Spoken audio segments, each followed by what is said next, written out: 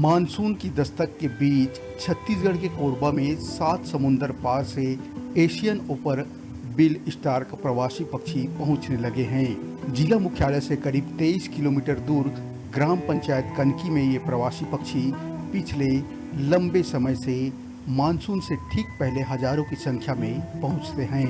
प्रवासी पक्षी पूरे जिले में सिर्फ कनकी गांव में ही आते हैं। इन पक्षियों के बचाव के लिए वन विभाग द्वारा पेड़ों के नीचे नेट लगाया गया है ताकि पक्षियों के अंडे या बच्चों का बचाव किया जा सके। इसके साथ ही सांप और दूसरे जानवरों से पक्षियों के बचाव के लिए पेड़ों में कांटेदार फेंसिंग वायर लगाया गया है जिससे पक्षियों को किसी तरह से नुकसान से बचाया जा सके। हमारे यहाँ करतला परिक्षेत्र में संडैल करके बीट है। इस बीट में पुराना शिव मंदिर है जिसे कनकी शिव मंदिर के नाम से जाना जाता है। इस शिव मंदिर में घोघीला पक्षी इसका साधारण नाम है, वैसे इसे एशियन ओपन बिल्ड स्टॉक के नाम से जाना जाता है।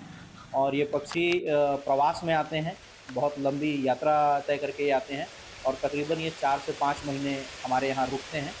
और इस दौरान इनका जो भी सेवा जतन है या जो भी देख रेख है विभाग के माध्यम से करने की पूरी प्रयास की जाती है। वन विभाग खास तौर से इनको हर एक प्रकार का संरक्षण प्रदान करता है। जैसे कि तड़ित आघात से भी पेड़ों को क्षति होती है, उस दौरान इनको क्षति हो रही है तो हम उसके लिए भी तैयार रहते हैं। दूसरा, अगर ये चिड़िया या इनके नवजात जो बच्चे हैं वो अगर नीचे गिर रहे हैं तो इस दौरान चाहे इनके अंडे हों चाहे इनके इमेच्योर शिशु हों, उनको भी जाली लगाया हुआ है। उन जालियों के माध्यम से इनको ज़मीन में सीधे गिर करके डैमेज होने से भी रोका जाता है। इसके अलावा यदि कहीं पर ऐसा है कि कोई अन्य जानवर जैसे कवर बिज्जू जो पाम सिवेट है वो इन्हें यदि क्षति पहुंचा रहा है तो वहाँ कृत्रिम प्रकाश की व्यवस्था की जाती है। इसके अलावा हम लोग ये भी करते हैं कि अल्टरनेट हम अपने स्टाफ की ड्यूटी लगाते हैं और वो स्टाफ जो है लगातार नाइट में गश्ती करते हैं और नाइट में उनका प्रेजेंस रहता है टार्च वगैरह के साथ में। और इसके अलावा हम नोवा नेचर क्लब जो हमारे वन मंडल से जुड़े हुए लोग हैं उनका भी हम सहयोग लेते हैं, वो भी इसमें लगातार हमको सपोर्ट करते रहते हैं।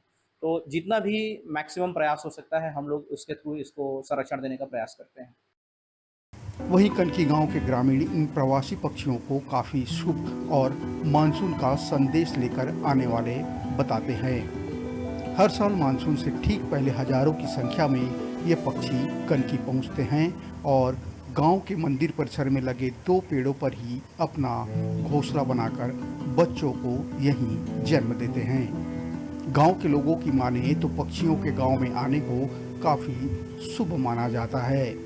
यही वजह है कि इन पक्षियों को कभी भी कोई नुकसान नहीं पहुंचाता।